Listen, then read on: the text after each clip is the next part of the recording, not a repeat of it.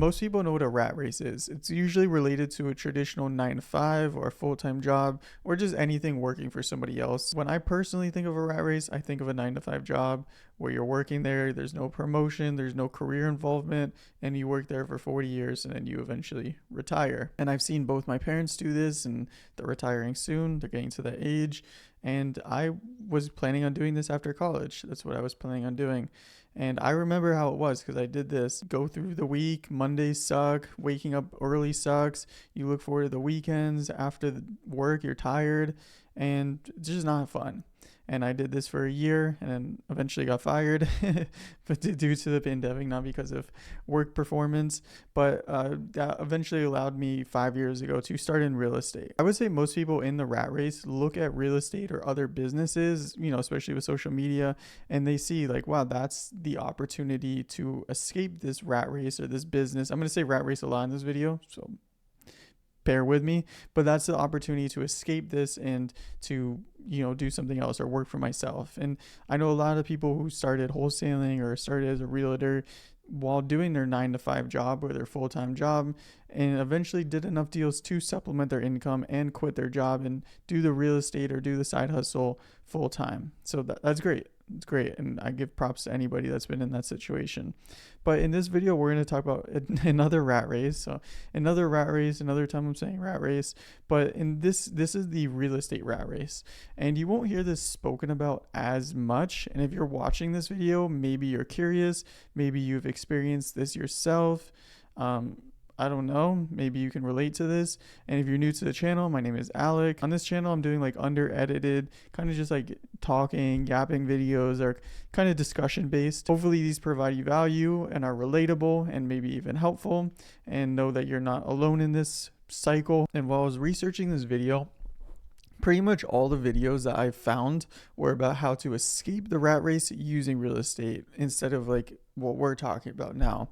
And there's going to be two parts of this video. The first part is going to be if you're actively doing deals, and the second part is being a landlord, so owning real estate as a passive investment versus actively doing real estate deals to make money. I'm mainly referring to being a wholesaler, being a realtor, flipper, or just anything on the active side. It's a constant circle. So imagine at the top of the circle, you have no deals. Then you have like an arrow coming here, and it's you get a deal.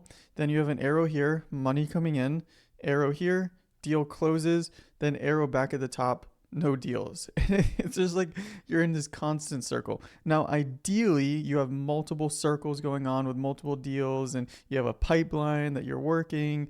But it's not always like that, and sometimes you close all your deals at once. Maybe you have like 5 circles and all the circles close at once, and then you're like, wow, we have no deals, we have nothing in the pipeline. Sometimes that happens, and it's not ideal, and you're constantly just chasing that circle. And also, one thing that I'd even have written down here to talk about is like the circle breaks. Sometimes like at this point the seller decides to back out, the buyer backs out, and then boom, circle gone. So talking if that makes sense, hopefully that analogy makes sense. But it's just like an entirely new kind of rat race where you're just chasing deals, and then when you have deals, you're chasing more deals, and then you end up having no deals, and then you're like, wow, I have no money coming in. And the thing is, there's usually no repeat business. When you buy a house from a seller, sometimes they just have one house, sometimes they don't own multiple houses. So that's another thing to keep in mind. Like, there's not always like repeat business, and there's not always predictable income. And I always find it funny because you're leaving one cycle, you're leaving the 9 to 5 cycle to get a new cycle. And I will say there's pros and cons to both. The 9 to 5 or the full-time job one is safer, so your floor is higher, but your ceiling is lower. So like that's where you live, but you have a salary, hopefully insurance, benefits, but you're capped on income. Your ceiling is here. Whereas if you work a active real estate cycle job, hopefully this makes sense, your floor is here. Like you have no floor. Like your floor is you're homeless, like no security, no floor. You eat what you kill, no insurance, no benefits. You'll have months with $0. You'll have months with negative income because of marketing spend, no money coming in, whatever. But your ceiling is all the way up here. Your ceiling is the top of this video box because you can make as much as you can. Like you can have one deal where it's a month of your normal salary, multiple months of your normal salary, a year of your normal salary. It's possible. So like the balance is like you have this where you can be here, or this where you can be here. And there's pros and cons. You know, that's where like some people like to balance it, whatever.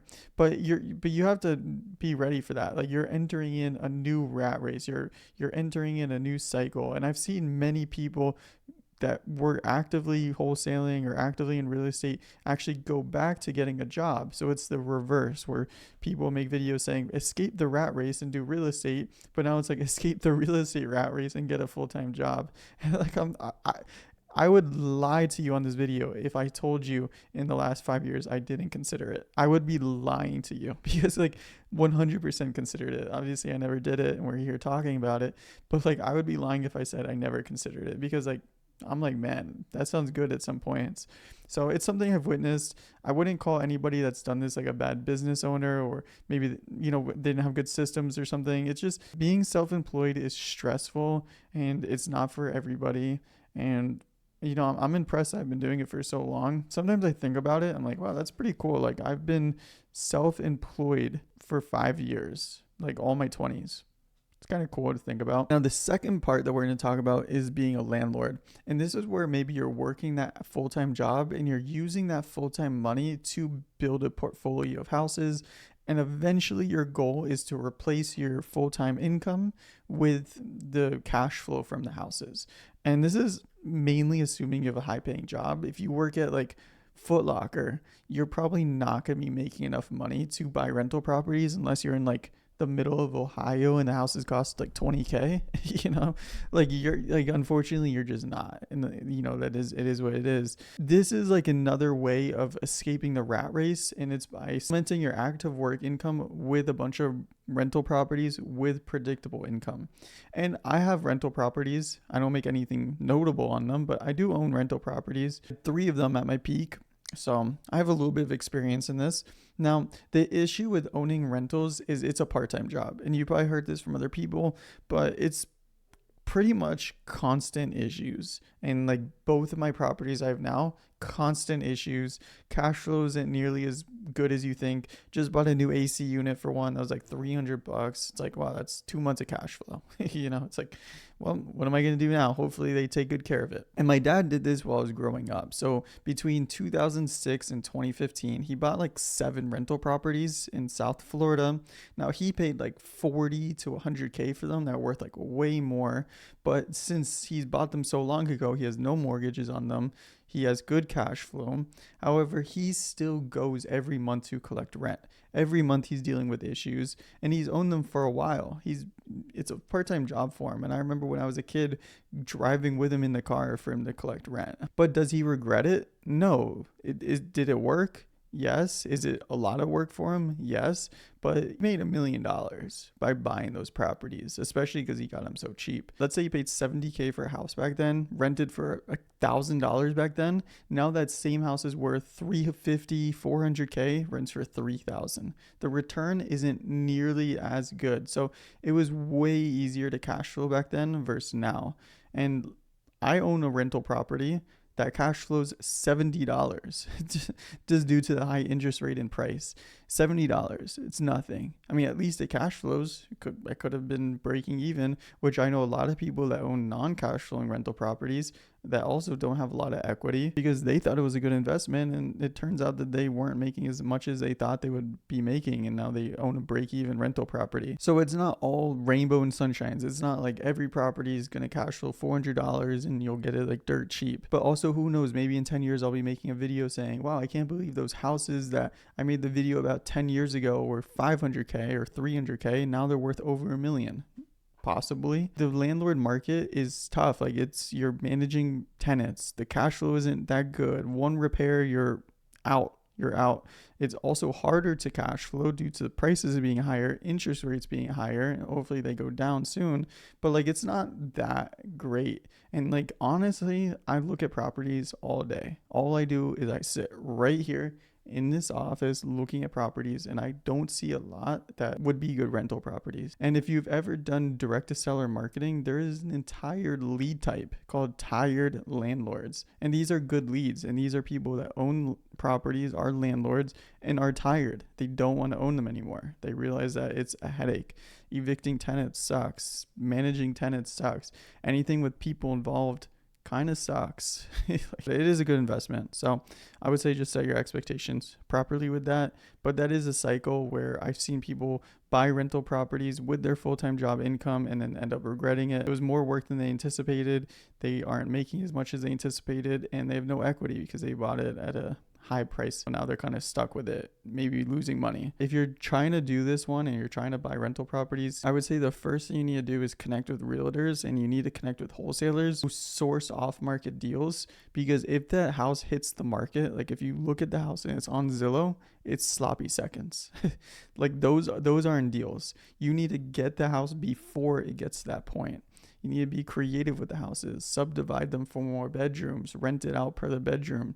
Something like that's a cash flow. That's my opinion, but you got to find good deals. That's the key for this part. And I would also recommend not doing Airbnb. I think that's a terrible business model. Anything with Airbnb is just terrible. And I've done it. Terrible, horrible, not a fan. But that's all for this video. Hopefully this was an interesting topic. Drop a comment, keep the discussion going. Kind of just a big ramble, but maybe relevant. So yeah, let me know.